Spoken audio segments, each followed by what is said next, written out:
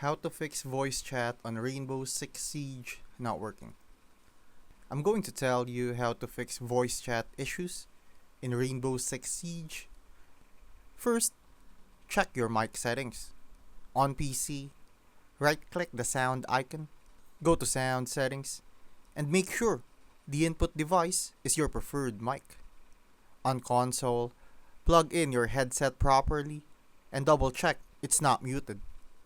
Next, open Rainbow Six Siege settings. Go to audio, set voice chat record mode to open, or push to talk, depending on your style. Make sure voice chat volume isn't set to 0. Switch voice chat output device to match your headset or speakers. Still not working? Check Ubisoft Connect or system privacy settings. Make sure Siege has microphone permission enabled.